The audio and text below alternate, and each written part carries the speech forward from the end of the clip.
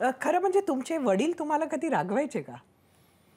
फार कमी. तसं त्यांचं इंटरॅक्शन फार कमी आलं, पण शिस्त म्हणजे 7च्या आत घरात ही नेहमीच त्यांनी असेल, त्यांनी आजीने असेल, पप्पाने असेल किंवा मम्मीने असेल, 7च्या आत घरात संध्याकाळी हातपाय धुवून शुभम करोती म्हणायची आणि मग जेवण करूनच म्हणजे अभ्यास. म्हणजे हे रिच्युअल्स लहानपणी आमच्यावर इतके म्हणजे संस्कार बिंबवले गेले, त्याच्यामुळे मला वाटतं आम्ही जिथे आहे तिथे वडिलांचं ऍक्च्युली ओरडण्यापेक्षा असं नजरेतून जास्त धाक होता की हे तुम्हाला नाही करायचंय, हा, किंवा आजचा दिवस कसा आहे. अच्छा. पण आता तुमची मुलं आहेत तर ते अशाच पद्धतीनं दिवाळी एन्जॉय करतात की आता ते सगळं बदललं?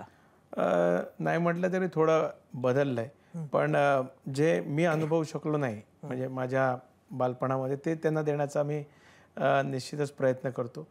मला जवळपास सगळ्याच गोष्टी मिळाल्या, मी असं कुठलंच रिग्रेट असं नाही, पण तरीसुद्धा आत्ता ह्या जेनझीज अल्फा जेनझीजमध्ये जेल होणं सुद्धा, कारण आधी कसं वडील सांगतील तसं व्हायचं, आता म्हणजे आपली पिढी आई वडिलांनी सांगितलं त्याचं फॉलो केलं, आता मुलं सांगतात ते सुद्धा फॉलो करण्याची मिलेनियल्सचा प्रॉब्लेम आहे. मिलेनियल्सचा तो युनिव्हर्सल प्रॉब्लेम असं म्हटलं तर काय हे नाही, पण ते सुद्धा आनंद घेतात, त्यांना सुद्धा गावाला जायला आवडतं आणि आत्तूसोबत तर त्यांचं चांगलंच जेलिंग आहे.